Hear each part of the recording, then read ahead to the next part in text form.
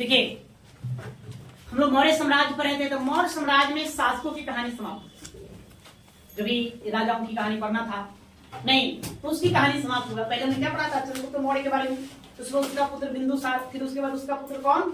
सम्राट अशोक। उसके बाद फिर पुराणों के अनुसार बताया जाता है कि कुणाल आया, उसके बाद कौन आया उसका इतिहास क्लियर नहीं है। लेकिन अशोक के मृत्यु के लगभग 50 वर्षों के अंदर ही क्या हुआ? मौर्य साम्राज्य का पतन। अब आपको उधर ध्यान नहीं देना है ना। अब हम पढ़ेंगे अन्य कुछ बातों को, जैसे कि मौर्यकालीन अभिलेखों को पढ़ेंगे, मौर्यकालीन प्रशासन को पढ़ेंगे, मौर्यकालीन स्थापत्य कलाओं को पढ़ लेंगे, तो वही अभिलेख में कला मूलता आ जाता है। और भी कुछ है जिसको अलग से हम देखेंगे। उसके बाद मौर्यकालीन समाज देख लेंगे, अर्थव्यवस्था देख लेंगे, ठीक है। मैंने इन कुछ बातों को, बिंदुओं को देख करके हम समाप्त करेंगे इस चैप्टर को समाप्त करें। इसमें मूलतः दो बड़ी क्या कर सकते, बड़ा सा मतलब बात है। एक मौर्यकालीन अभिलेख, एक बड़ा सा चैप्टर है, मान लीजिए इसको विस्तृत व्याख्या करके देखना होगा, क्योंकि यहाँ से बहुत अधिक प्रश्न पूछते हैं।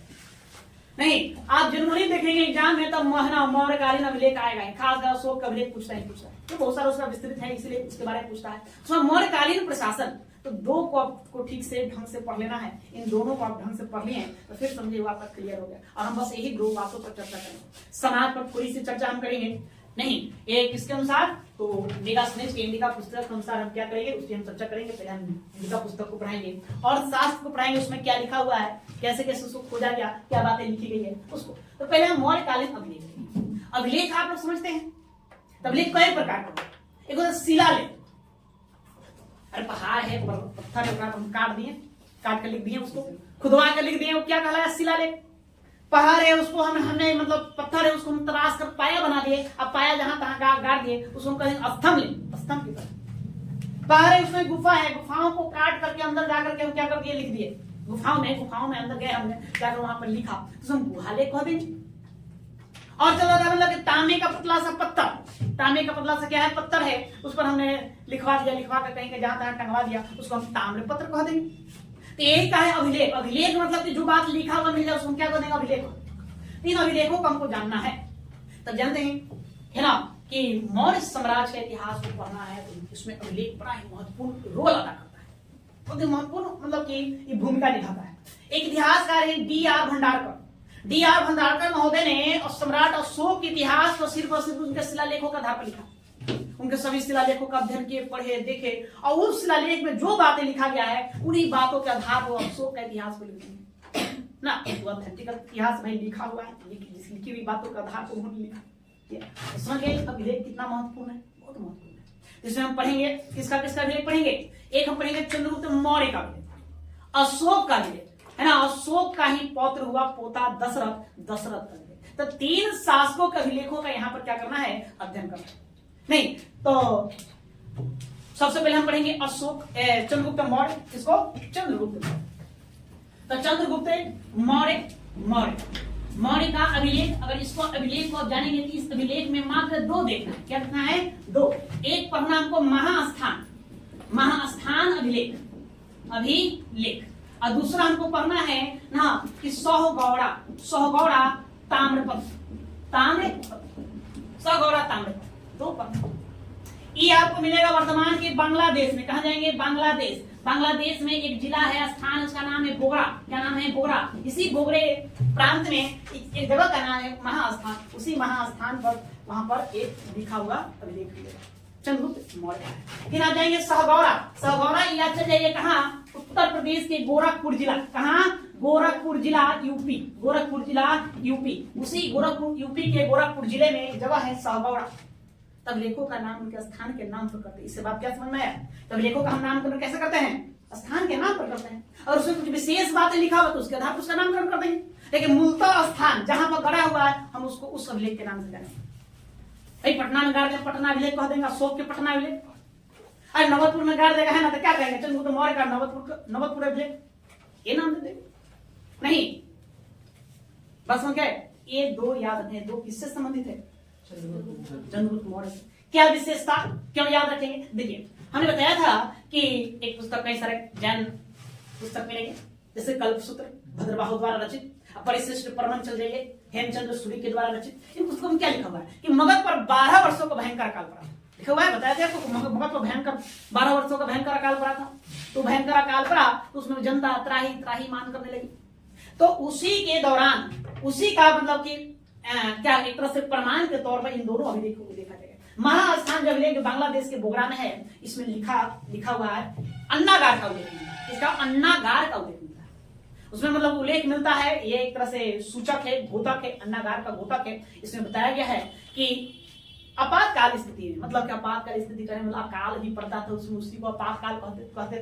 उसमें कैसा दिया आपातकाल स्थिति, अकाल वगैरह पर पड़ गया तो उसको आपातकाल स्थिति कहते हैं ना। कोई वगैरह युद्ध वगैरह भी कर दिया उसको भी आपातकाल कहते हैं। तो नहीं, खास लिखा अकाल की स्थिति में ना जनता को अन्न को क्या किया जाए, वितरण किया जाए। यहाँ उल्लेख मिलता है। सहगौड़ा में तो क्या है, यहाँ भी अन्नागार का बातें बताया गया है। ये भी बताया गया है कि अकाल के समय जनता को अन्न मुहैया करवाया। यहाँ लिखा गया है, यहाँ चित्र बनाया गया है। मतलब प्रश्न से सीधा सीधे पूछा जाएगा कि चंद्रगुप्त मौर्य के किस अभिलेख में अन्नागार का चित्र बना है। तो चित्र बना है सहगौड़ा में। अन्नागार का उल्लेख महास्थान, तो उल्लेख तो भाई इसमें भी है, चित्र के साथ सचित्र वर्णन यहाँ मिलेगा। और यहाँ आपको ऐसे ही लिखा हुआ है, बस समझ गए या तो लिखिए ना। देखो देखिए, मौर्यकालीन इतिहास के संदर्भ में, मौर्यकालीन इतिहास के संदर्भ में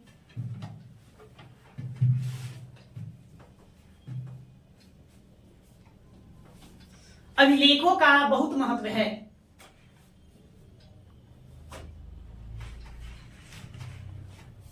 अभिलेखों का बहुत अधिक महत्व है।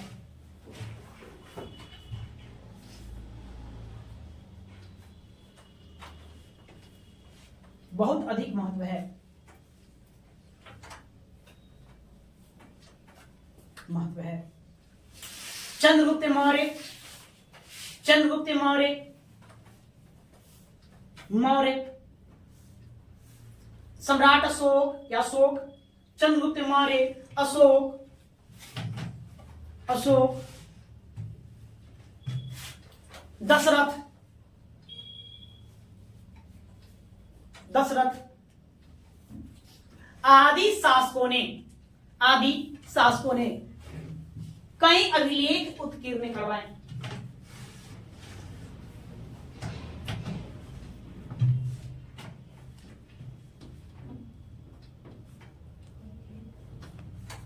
कई अभिलेख उत्कीर्ण करवाए।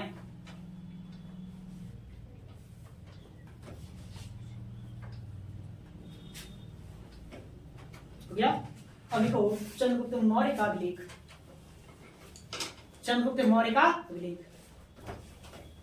बस इसको ऐसे लिखेंगे, दो लिखना है। यहां पर लिख देने हैं आपको कि अन्नागार का उल्लेख, अन्नागार का उल्लेख है ना। और यहां लिख देना है कि अन्नागार, अन्नागार का चित्रण, चित्रण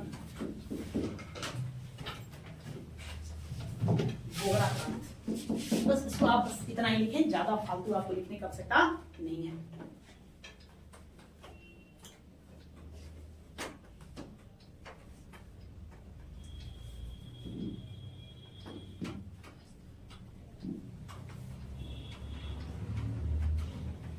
महास्थान और सहगौड़ा, बस इतना। अब ये अशोक का अभिलेख,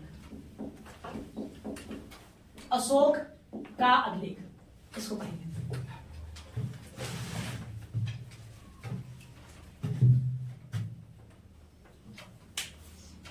अशोक का अभिलेख, इसी को आपको लंबा चलेगा, सबसे ज्यादा अध्ययन हमको इसी को करना है, या हम 2 या 3 क्लास लेंगे अशोक का अभिलेख। उम्मीद नहीं है कि क्लास में आप क्लियर कर पाएंगे, तो बहुत सारा विस्तृत बातें हैं, इतनी सारे प्रश्न यहाँ से बनते हैं कि क्या कहा, तो सबको हमको बारीकी करना है, सबको बिल्कुल सभी तरीके से समझा देंगे। घबराना नहीं है कि नहीं आएगा, सब याद देगा। नहीं, देखिए अशोक जो है पहला ऐसा राजा था, पहला राजा था जिसने प्रजा को अभिलेखों के माध्यम से संबोधित किया। प्रश्न आपसे पूछा जाएगा कि पहला शासक कौन था जिसने जनता को अभिलेखों के माध्यम से संबोधित किया, कौन? तो भाई कहेंगे तो सर इसके पहले 2 अभिलेख हमने पढ़ा भी, महास्थान और ना सहगौड़ा ताम्रपत्र, तो वो क्या था? क्या उसमें जनता को सूचित किया जा रहा है? वो एक तरह से आज्ञा पत्र है। तो अपने शासन प्रशासन जो भी अधिकारी पदाधिकारी है उसको कहा जा रहा है कि भाई तुम जनता का ध्यान रखो, अकाल की अवस्था में, अकाल काल में या विषम परिस्थितियों में जनता को अन्न मुहैया करवाओ। तो किसको हमने आदेश दिया? अपने अधिकारियों पदाधिकारियों का आदेश दिया। लेकिन यह अशोक जो है ये अपने अभिलेखों में जनता को संबोधित करते हुए बताता है कि अमुक कार्य ना करो, अमुक कार्य करो। मतलब क्या अच्छा है क्या बुरा है वो उस अभिलेख के माध्यम से बताने का प्रयास है। खास करके धम्म का जो प्रचार प्रसार है वो किस माध्यम से करेगा? इन्हीं अभिलेख के माध्यम से करेगा। तो किसके लिए था? अधिकारियों पदाधिकारियों के लिए, जनता के लिए था। लेकिन अधिकारियों के लिए तो उल्लेख है, लेकिन मूलतः वो किसके लिए था? जनता के लिए।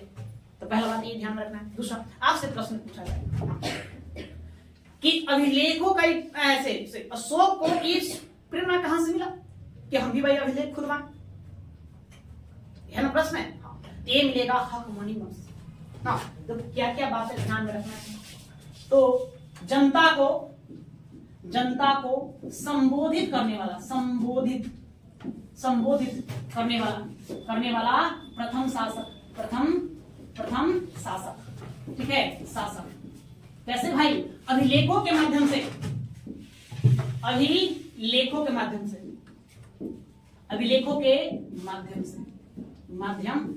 तो कौन हो जाएगा?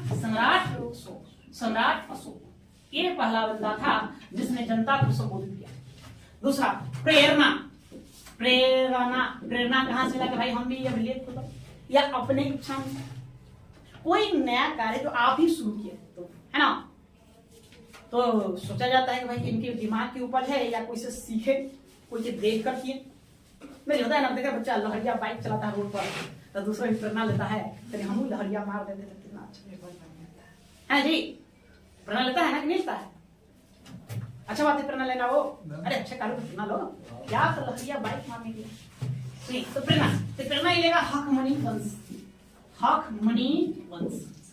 वंश का उसका शासक था नहीं, दारा फर्स्ट। कौन? दारा फर्स्ट। इसका नाम डेरियस भी है। क्या नाम हुआ? डेरियस। ये डेरियस जो है ईरान में, कहा? ईरान में इस तरह का स्तंभ लेख का निर्माण करवाएगा।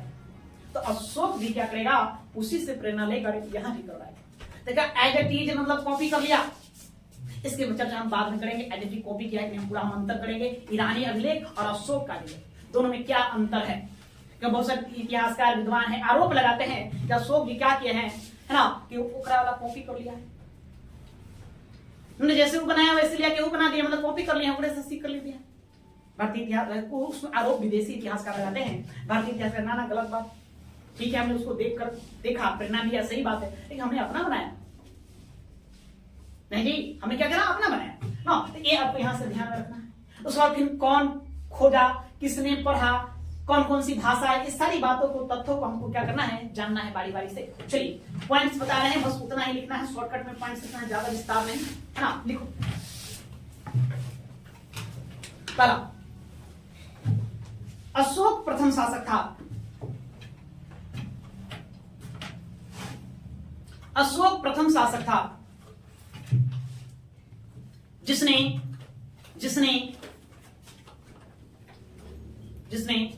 अभिलेखों के माध्यम से जनता को संबोधित किया। अशोक प्रथम शासक था जिसने अभिलेखों के माध्यम से जनता को संबोधित किया।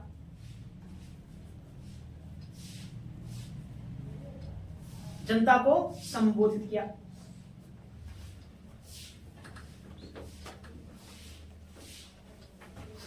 क्या? अरे आगे नेक्स्ट, अशोक को अभिलेख जारी करने की प्रेरणा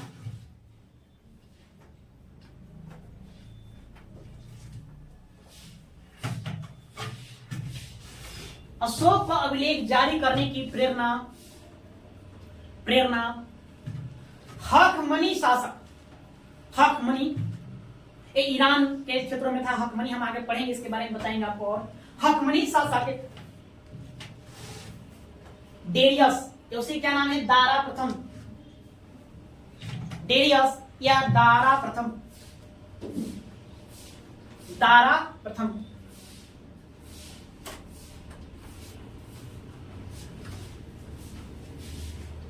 दारा प्रथम सेली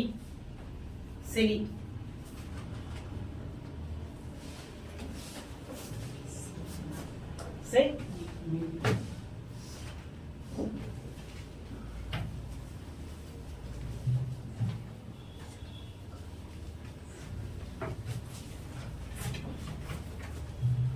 ठीक है, क्लियर है। अब देखिए, तो अशोक, सम्राट अशोक के द्वारा अभिलेखों का निर्माण करवाया गया था, अभिलेख उत्कीर्ण करवाया गया। पता कौन लगाएगा? तो पता लगाने वाला, मतलब कि खोज। इसका देखिए खोज करेगा, है ना। तो लिखिए खोज, कौन खोज करेगा? टी पेंथेला, पेंथेला, टी पेंथेला। कब? तो 1750। कौन सा अभिलेख खोजा? तो दिल्ली मेरठ, दिल्ली मेरठ अभिलेख को खोजा, अभिलेख इसको खोजा, ठीक है। दिल्ली मेरठ अभिलेख को खोजा, पढ़ा, पढ़ा, सबसे पहले पढ़ा, खोज तो दिया गया। टी पेंथेलर बताया कि भाई देखो, ये जो दिल्ली और मेरठ जो अभिलेख है ना, ये अभिलेख है, ये अभिलेख को, ये जो अभिलेख है ये किसका है? सम्राट अशोक का है। लेकिन उसकी जो लिपि थी ब्राह्मी, कौन सा लिपि थी? ब्राह्मी, है ना। इस पर लिपि थी ब्राह्मी, तो ब्राह्मी लिपि उसको पढ़ नहीं लोग पाया, लोग पढ़ नहीं पाया। एक एशियाटिक सोसाइटी, हमने बताया था कि बंगाल में एशियाटिक सोसाइटी का स्थापना किया गया था 1784। उसी एशियाटिक सोसाइटी के सचिव थे, उनका नाम था जेम्स प्रीसेम, जेम्स प्रीसेम, प्रीसेम, है ना। इन्होंने 1837 में सबसे पहले इसको पढ़ डाला, सबसे पहले इसको पढ़ डाला, नहीं जेम्स प्रीसेम। लेकिन वो पढ़े थे कौन? दिल्ली मेरठ अभिलेख को ना पढ़ के वो पढ़ देंगे दिल्ली टोपरा, टोपरा, टोपरा, है ना। अच्छे, ये अभिलेख है, अभिलेखों का प्रकार आपको बताया, शिलालेख होता है, स्तंभ लेख होता है। ये स्तंभ लेख है, क्या क्या है बात? ये स्तंभ लेख है, स्तंभ लेख। आप कंफ्यूज हो रहे हो थोड़ा सा, लेकिन हम आगे चल सब क्लियर कर देंगे क्या है क्या नहीं है, चलो हम विस्तार से पढ़ेंगे। दिल्ली टोपरा, ये भी क्या है? स्तंभ लेख है, स्तंभ लेख है। इसी को सबसे पहले उन्होंने पढ़ डाला। नहीं तो कौन सी भाषा पढ़े? भाषा, है ना, लिपि का, लिपि, कौन सा लिपि इसने पढ़ा? ये बंदे ने लिपि, प्रश्न से पूछा किस लिपि को सबसे पहले पढ़ा गया? तो ब्राह्मी लिपि को पढ़ा गया, ब्राह्मी लिपि को पढ़ा गया। लेकिन इन्होंने एक गलती कर दिया। क्या गलती कर दिया भाई? इस अभिलेख पर लिखा हुआ था देवा नाम पियदसी, पियदसी। ये जो शब्द था, ये किसका नाम है? अशोक का नाम है। हमने बताया कि अशोक का नाम कितने अभिलेखों को मिलता है? अरे भाई सब बताए हैं, मास्की नहीं, कौन? गुर्जरा, गुर्जरा, नत्तूर, नत्तूर और उड्डयन, गोलन या गोलुन। ये जो 4 अभिलेख है, इसी 4 अभिलेखों पे सभी लघु है, इन्हीं 4 अभिलेखों को अशोक का वास्तविक नाम अशोक मिलता है। आपको इसे मिलता है? नहीं मिलता। क्या नाम मिलता है? देवा नाम पियदसी, ये नाम मिलता है। इस नाम को जेम्स प्रीसेम ने बताया कि ना, ये जो है श्रीलंका का राजा किस है? कौन है? श्रीलंका का। गलती क्या पढ़ दी है? गलती पढ़ दी है। देवा नाम पियदसी ने, देवा नाम पियदसी को नाम को श्रीलंका का राजा, श्रीलंका का शासक तिस बताया। ये गलत है, ये बात इन्होंने गलती डाल दी। बाद में आएंगे टर्नर, एक विद्वान कौन हुए? टर्नर। वही ग्रंथों को पढ़कर बताएंगे कि ना, ये देवा नाम पियदसी है, ये किसका नाम है? अशोक का ही नाम है। फिर बाद में आएंगे बीडल, और आएंगे बीडल, बीडल महोदय। उन्होंने मास्की अभिलेख में जो अशोक लिखा हुआ था, उसी के आधार पर फिर वो सब बात बताएंगे कि देवा नाम पियदसी वास्तव में किसका नाम है? अशोक। यहाँ पे लिख लिया आप लोग, आप लिखिए।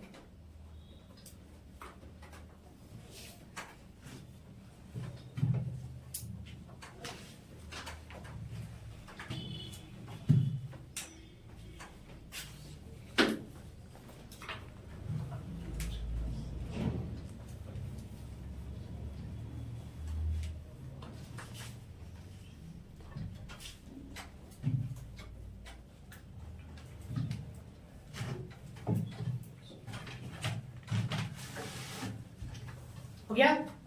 चलो नोट लिखो, तो यहीं किसी के नीचे नोट लिखिए, नोट लिखो, लिखो। शैली बौद्ध साहित्य दीपवंश,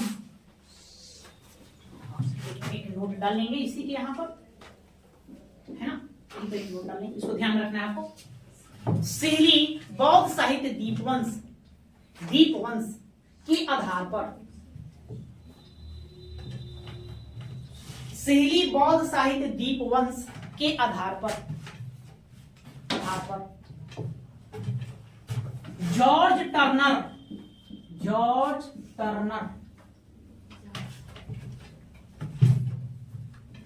सिहली बौद्ध साहित्य दीपवंश के आधार पर जॉर्ज टर्नर, टर्नर क्या लाया, टर्निंग पॉइंट ला लिया जी। हमने क्या जाना कि देवानाम पियदसी, जेम्स प्रिसेम ने क्या बताया कि देवानाम पियदसी कौन है, श्रीलंका का राजा तीस है। लेकिन देखो जॉर्ज टर्नर टर्निंग पॉइंट लाता है, कहता है ना गलत बात, आप गलत कर रहे हैं। उसने दीपवंश को पढ़ा, बताया कि नहीं ये जो जॉर्ज टर्नर है वो सम्राट अशोक, तो इसको पूरा कर लीजिए आप लोग। हाँ, जॉर्ज टर्नर ने बताया कि देवानाम पियदसी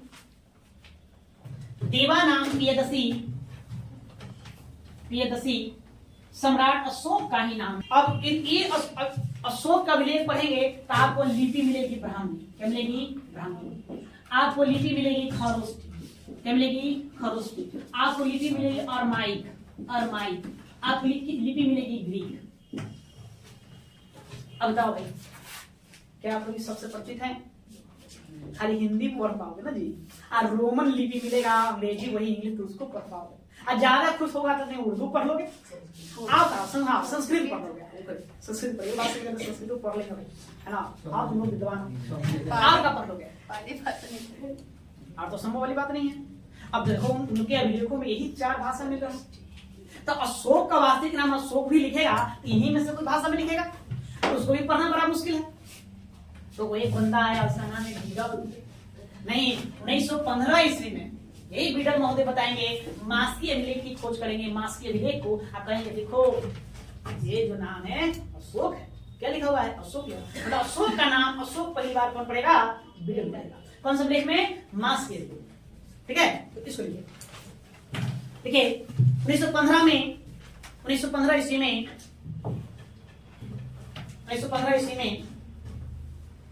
बीडल द्वारा, इतिहासकार का नाम है बीडल द्वारा मास्की अभिलेख की खोज की गई,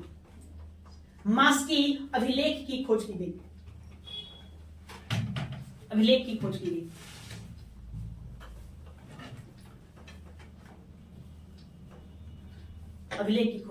की गई। तथा इसमें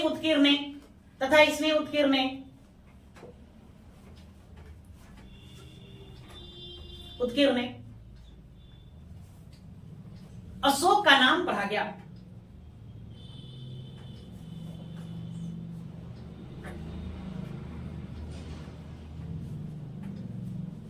अशोक का नाम पढ़ा गया, ठीक है। अब आगे के अशोक के अभिलेखों में लिपि, अशोक के अभिलेखों में लिपि, कौन कौन लिपि है, यही 4 लिपि है। कितने लिपि हैं, 4। कौन, ब्राह्मी, खरोष्टी, अरमाई, ग्रीक को हम कहते हैं, क्या कहते हैं, यूनानी, इसको हम क्या नाम देते हैं, यूनानी लिपि। और अरमाई को याद रखना, और अरमाई को हम लोग कहते हैं ईरानी लिपि, क्या कहते हैं, ईरानी लिपि। बस लिख दी, ऐसे लिखो भाई, लिखो, प्रश्न पूछा जाएगा है ना, कि निम्नलिखित में कौन सा लिपि अशोक का अभिलेखों में नहीं मिलता है ना। सवाल ऐसे पड़ेगा, सवाल ऐसे बनाता भी है कि निम्नलिखित में कौन सा अभिलेख, कौन सा लिपि अशोक के अभिलेखों में नहीं मिलता है। तो 4 ध्यान में रखना है कि 4 मिलता है। सबको याद रखना, ग्रीक को ही क्या कहते हैं, यूनानी कहते हैं, और माइक क्या कहलाता है, ईरानी भी कहलाता है। ये ध्यान में आपको रखना है।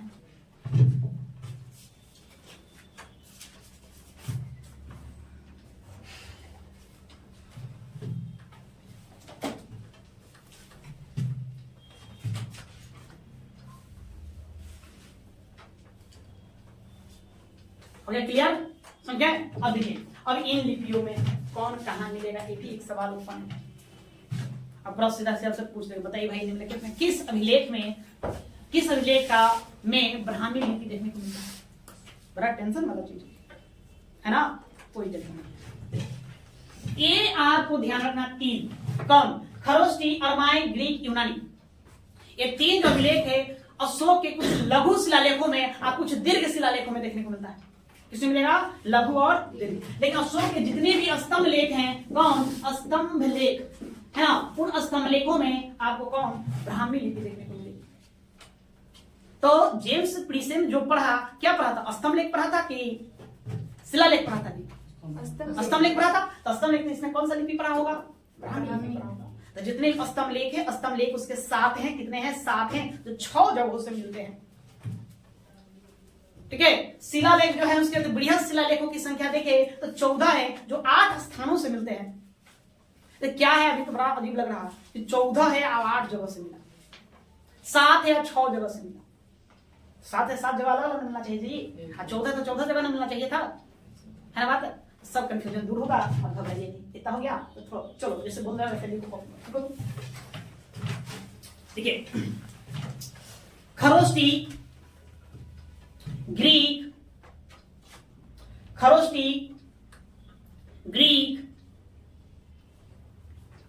एवं अरमाइक लिपि का प्रयोग, खरोष्टी, ग्रीक एवं अरमाइक लिपि का प्रयोग, लिपि का प्रयोग, लिपि का प्रयोग, लिपि का प्रयोग अशोक के कुछ दीर्घ शिलालेख, अशोक के कुछ दीर्घ शिलालेख, मतलब सबके सब नहीं, कुछ दीर्घ शिलालेख। इस लाइन से थोड़ा सा आप लोग का आइडिया लग जाएगा, है ना। अशोक के कुछ दीर्घ शिलालेख एवं कुछ लघु शिलालेख,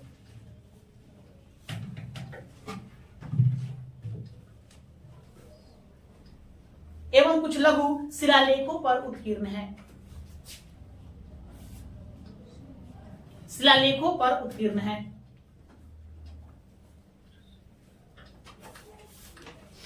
क्लियर हो गया? बस समझ में आया जी? हाँ, किस पर, है ना, मैंने खरोष्टी, अरमाई, ग्रीक, ये किस पर मिलेगा?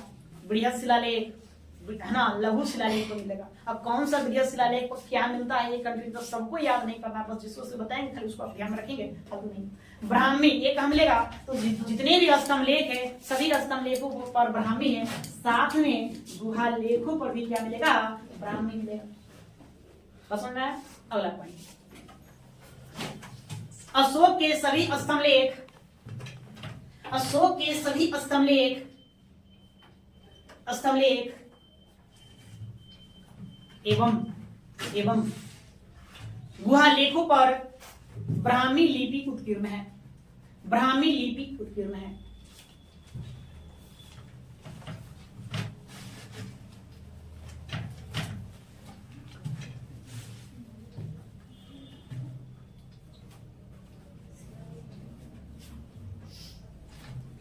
उत्कीर्ण है। ठीक है, इतना कुछ दिमाग में आइडिया लगा? आइडिया लगा। चलिए अब देखिए खरोष्टी लिपि। तो 2 आपको अभिलेख याद रखना है, तो पूछा जाता है कि किस लिपि में लिखा गया है ना। तो खरोष्टी लिपि में 2 को खाली ध्यान रखिए। एक आपको ध्यान रखना है मानसेहरा, मानसेहरा, और दूसरा शाहबाजगढ़ी, शाहबाजगढ़ी। ये दोनों मिलेगा आपको पाकिस्तान में। कहां मिलेगा? पाकिस्तान। तो शाहबाजगढ़ी और मानसेहरा शिलालेख में लेख जो है यह कौन सा लिपि? खरोष्टी लिपि, स्पष्टम, क्लियर। उसके बाद नहीं, अरमाइक से आपको ध्यान रखना है लंघनाज, लंघनाज। बताइए लंघनाज के बारे में कभी पढ़े हम लोग? गुजरात के कच्छ पढ़े ना लंघनाज के बारे में जी? भूल गया सब? प्राचीन भारत में चले गए तो प्रस्तर युग में चले जाइए, वहां हमने लंघनाज के बारे में चर्चा किया था। तो लंघनाज से 2 लघु शिलालेख मिलते हैं जिस पर अरमाइक लिपि लिखा हुआ है। लघु, अभी आप लोग कंफ्यूजन लघु दीर्घ क्या है हम सब क्लियर कर देंगे, बस थोड़ा सा अभी हम ढांचा तैयार करें, फिर हम पूरा विस्तार से सबको देखेंगे, सबसे बारी बारी से सब बताएंगे। मानसेहरा कहाँ है, क्या लिखा गया है, नहीं भाषा क्या है, लिपि क्या है, ठीक है, शाहबाजगढ़ी क्या है, गिरनार क्या है, एर्नाकुडी क्या है, मास की, सब हम सबको पढ़ेंगे बारी बारी से पढ़ेंगे। ऐसा बात तो लिखिए, देखो मानसेहरा और शाहबाजगढ़ी, मानसेहरा और शाहबाजगढ़ी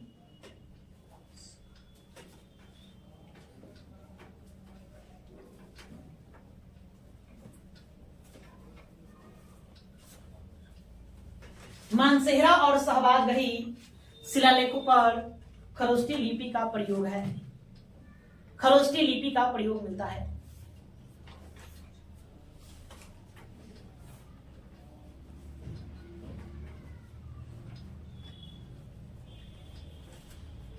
प्रयोग मिलता है।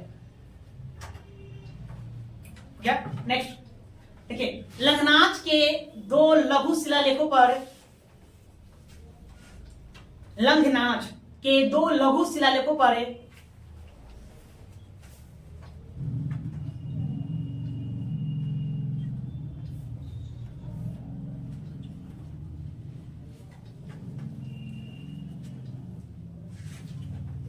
लेखों पर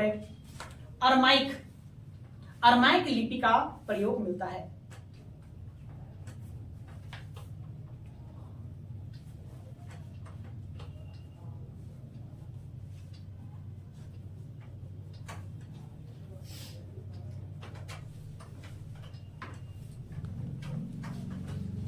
हो गया? आगे द्विभाषीय शिलालेख। द्विभाषीय मैंने दो भाषाओं में जो लिखा गया है। हाँ, द्विभाषीय शिलालेख मतलब जिसको हम दो भाषा में मिला है, मतलब एक ही शिलालेख है जिस पर हम क्या करेंगे, एक ही अभिलेख है जिस पर हम कितना दो भाषाओं का प्रयोग कर देंगे। द्विभाषीय लिखे अभिलेख, द्विभाषीय अभिलेख लिखिए, लिखो सर ए गुना,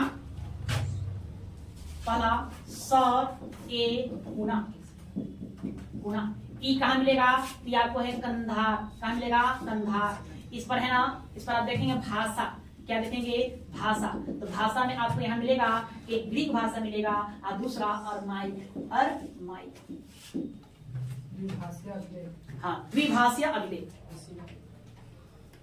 अभी आप अभिलेख लिखिए, नहीं तो सर एक गुना, ये क्या है लघु, लघु शिलालेख है, शिलालेख है, ठीक है, लघु शिलालेख है। दूसरा पूल ए दुरुत, पूल ए दुरुत, पूल ए दुरुत, ये भी क्या है लघु, लघु शिलालेख है, शिलालेख है, लघु शिलालेख है। नहीं ये भी, ये कहां मिलेगा आपको, ये आपको मिलेगा कंधार में। नहीं इस पर भाषा आप देखेंगे, भाषा, भाषा, भाषा आपको मिलेगा प्राकृत, प्राकृत आप प्लस में अरमाइक, अरमाइक।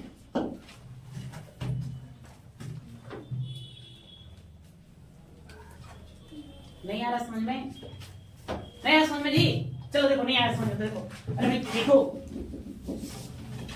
अशोक के 14 शिलालेख 8 स्थान मिले हैं और दीर्घ शिलालेख ऐसे लघु शिलालेख बहुत सारे हैं। चलो भाई है ना, लो ये पटना में मिला, तो पटना मिला तो इसका अध्ययन करोगे, सबसे पहले जहां मिला वो हम नाम रख देंगे ना, अध्ययन करोगे, क्या अध्ययन करोगे, का लिखल है ना जी, का लिख दिया है ये हम अध्ययन करेंगे।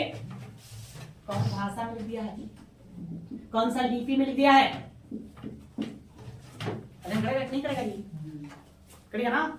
बस तो मात्र ऐसे अशोक के दो ही अभिलेख है जो दो भाषा में लिखा गया है ना।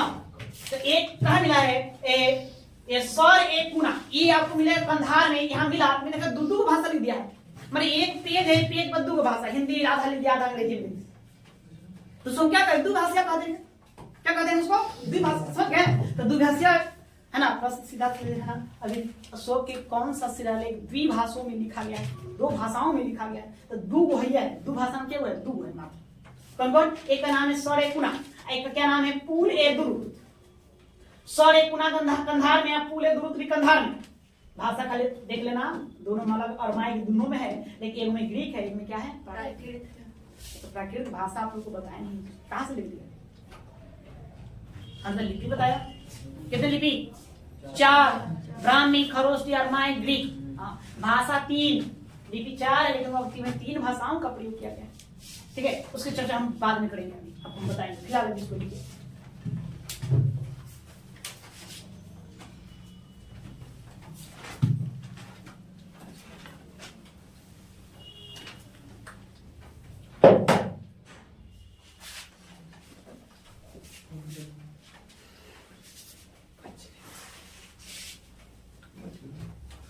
हो गया क्या से?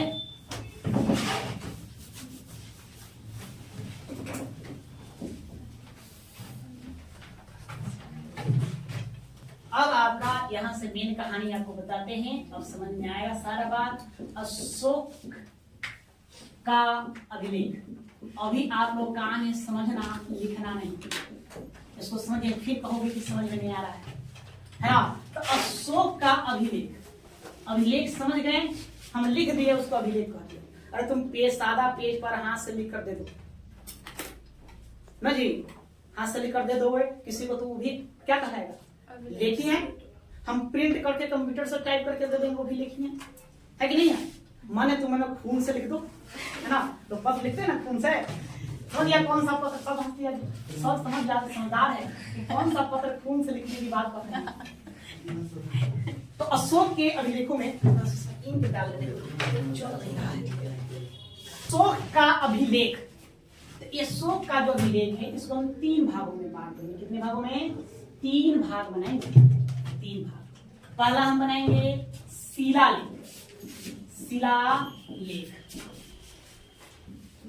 पहला।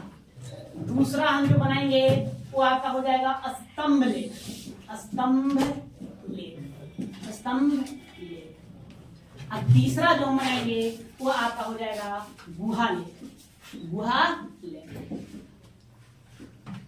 गुहा लेख। अब तीनों समझेंगे। शिलालेख, चौड़ा पट्टी, ठीक है ना। अरे आयताकार हो या वर्गाकार हो, जैसा हो, पहाड़ है, पर्वत है, उसको हम तराश कर लिख दिए, उस पर हमने क्या किया, लिख दिया, उसको हम क्या कह देंगे, शिलालेख कह देंगे। स्तंभ लेख, पत्थर को तराश कर हम पाया बना दिए, पाया बनाते हैं लोग ना जी, पाया, इस तरह से पाया बना दिए। अब पाया को गड़वा दिए, इस पर भी अपना बात को क्या कर दिए, लिख दिए, इसको क्या कर देंगे, स्तंभ लेख कर देंगे। गुहा लेख, गुहा मतलब गुफा, ये लो भाई गुफा है, ये क्या है, गुफा है। गुफा के दीवारों के अंदर हम क्या किए, अपना लिख दिए, उसको हम क्या कह देंगे, गुहा लेख। तीनों समझ में आ गया, तीनों। अब देखिए शिलालेख के लिए हम चर्चा करेंगे। तो शिलालेख को फिर हम 2 भागों में बांट देंगे, ठीक है। कितने भागों में? 2 भागों में। एक हम बनाएंगे दीर्घ या बृहत, बृहत शिलालेख, शिलालेख, ठीक है। और दूसरा हम बनाएंगे लघु, लघु शिलालेख, शिलालेख। ये आपका हो गया 2 भाग। स्तंभ लेख एक ही प्रकार है, इसमें इसका 2 भाग हम नहीं करेंगे। गुहा लेख का हम 2 भाग नहीं करेंगे, बस गुहा लेख मतलब गुहे नहीं, सिर्फ हमने विभाजन कहाँ किया, शिलालेखों में किया। नहीं, दीर्घ या बृहत शिलालेख उसको कहेंगे, या फिर क्या क्या कहेंगे, लघु शिलालेख। अब दीर्घ या बृहत शिलालेख है तो इसकी संख्या, संख्या, तो संख्या है 14। स्थान, स्थान, तो स्थान है 8। नवीन शोधक के अनुसार 10, नवीन शोधक के अनुसार क्या, कितना, 10, ठीक है, 10। तो संख्या 14, स्थान 10। ये क्या बात है, 14 वो है, और कितने जगह से मिला, 8 जगहों से मिला। कहीं कहीं 2 मिल गया, नहीं सब जगह इकट्ठे को मिला। तो 100 जगह इकट्ठे को मिला तो 8 ही गिनेंगे जी, तो 14 गिनवा देंगे। तब देखिए क्या है ना। इस अशोक के बृहत शिलालेखों की संख्या कितनी है, तो 14। बृहत शिलालेख कहने का मतलब क्या है, ये बस वही क्या, ये लो भाई, ये इस पर 14 लाइन लिखा हुआ है। क्या लिखा हुआ है, 14 लाइन। बात समझ गए, कितने लाइन लिखा हुआ है, इस तरह से करते करते 14 लाइन लिखा हुआ है, जो 8 जगह पर है। मतलब ऐसे समझो, हम एक पोस्टर बना देते हैं, पोस्टर है ना। अब पोस्टर को हम अपने संस्थान का कोचिंग ट्यूशन जो भी चलाते हैं उस पर हम 14 को लाइन लिखवाते हैं। भाई हम लड़कियों के लिए विशेष सुविधा, जल की उत्तम प्रबंध, नहीं एसी लगा हुआ है, सारी बात लिखवाते हैं लोग, विज्ञापन अपना डलवाते हैं। तो एक तरह से मैंने विज्ञापन है, इसमें कितनी पंक्तियां, 14 पंक्तियां हैं। और ये पोस्टर को हम क्या करेंगे, 8 स्थानों पर चिपकवा सार देंगे, कहेंगे ला भाई। बैनर है, मान लो बैनर फ्लैश छपवा लिए, आप कितने जगह लगा दिए, 8 जगहों पर लगवाए। तो संख्या कितनी है, 14। तो संख्या मतलब संख्या क्या गिन रहा है, उसमें पंक्तियों को गिना, लाइन कै बातें कहा। ये एक तरह से क्या है, अध्यादेश है, आज्ञा पत्र है, मतलब लोगों को बताया जा रहा है, संबोधित किया जा रहा है। 14 बातें बताया अशोक अपने शिलालेखों में, क्या मूक अमूक बातें, क्या करना है क्या नहीं करना है, धर्म का जब नीति अपनाया तो वो किया। अब समझ में आया जी? 14 शिलालेख कहने का मतलब क्या, कितने जगह लगाया इसको? 8 जगहों पर लगाया, 8 जगहों पर। क्लियर हो गया बात? नहीं क्लियर? ठीक है।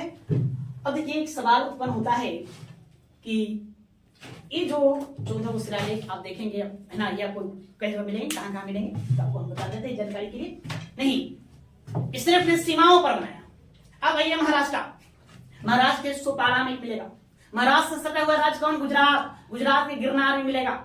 उसको गुजरात से सटा हुआ है राजस्थान, लेकिन पाकिस्तान में सटा हुआ है तो पाकिस्तान के कंधार में चले जाएंगे तो 2 मिलेगा, मानसेहरा और शहबाज गरीब। कितना गिन दिया जी? सोपारा महाराष्ट्र में 1, गुजरात के गिरनार में 2, है ना, पाकिस्तान में 2, 2 कितने हो गए? 4 हो गए। उसके बाद उत्तराखंड के कालसी में 1, कालसी में कितने मिल जाएंगे? 1 मिल जाएंगे। उसके बाद आप आ जाइए उड़ीसा में 2 है ना, एक धौली मिलेगा उड़ीसा के पुरी जिले में और गंजाम जिले में, 2 जगह मिलेगा वहां। ठीक है, वहां 2 मिल जाएंगे। उसके बाद एक आ जाएगा है ना एरेगुड़ी आपको मिल जाएगा आंध्र प्रदेश में। तो कितने राज्य हो गए? 8 राज्य हो गए। प्रश्न पूछा जाता है कि भारत के किस राज्य में, मतलब निम्नलिखित में किस राज्य में अशोक के है ना बृहद शिलालेख नहीं मिलते? देखो सब बात स्पष्ट लिखेगा, बृहद या दीर्घ लिखेगा, दीर्घ या बृहद शिलालेख नहीं मिलते हैं, या लघु शिलालेख नहीं मिलते। ये अलग जगह मिलेगा, ये अलग जगह मिलेगा। बात समझ में आया? ये अलग जगह, ये अलग जगह। ये मतलब छोटा छोटा है, क्या है? छोटा छोटा है, मतलब इस पर 14-15 पंक्तियों की कहानी नहीं है, बस एक बात अपना लिखवा दिया वहां। इसको हम क्या कहते हैं? लघु कहानी नहीं, या इन्हीं बृहद शिलालेखों का, दीर्घ शिलालेखों को छोटे छोटे मतलब बातों को कई जगह क्या करवा दिया है? डलवा दिया है। बात नहीं समझे? ये लघु क्या है? अरे एक पर हम 100 पॉइंट लिख देंगे, बड़ा लंबा है, जब बड़ी परेशान हो जाए। हम तक क्या करेंगे? उसमें मेन पॉइंट है ना, 2-4 पॉइंट लिखकर कहीं और टंगा देंगे। एक हाथ हो गया लघु, एक क्या हो गया? दीर्घ। तो दीर्घ भारत के 5 राज्य, कितने राज्य? 5। महाराष्ट्र सटा हुआ गुजरात, ठीक है। उसके बाद चले जाइए कहाँ? पाकिस्तान। हम भारत के राज्यों की बात करते, पाकिस्तान क्यों है? उड़ीसा। महाराष्ट्र, गुजरात, उत्तराखंड, उत्तर में उत्तराखंड, उसके बाद आप ये उड़ीसा और आंध्र प्रदेश, 2 तट पर, एक महाराष्ट्र है, गुजरात है ना पश्चिमी तट पर, उसके बाद आंध्र प्रदेश, उड़ीसा कौन सा? पूर्वी तट पर, एक उत्तर में चल जाइए जहां से गंगा नदी निकली है, उत्तराखंड। 5 राज्य याद हो गए। तो 5 राज्यों में मिलता है, आपको ध्यान देना होगा। उस पर लोग ध्यान नहीं देते, प्रश्न ऐसे ही पूछ देगा लेकिन किस राज्य में अशोक के बृहद शिलालेख नहीं मिलते हैं? तो 5 राज्य याद हो गया। 5 राज्य। 2 को कहां मिलेगा? एक उड़ीसा में 2 मिल जाता है, नहीं उसको हम 6 को गिन देंगे। अब ना 5 राज्य सब में 1 को मिलेगा तो 5 को हो गया, लेकिन उड़ीसा में 2 है तो 6 को गिन देंगे। और 2 को कहा?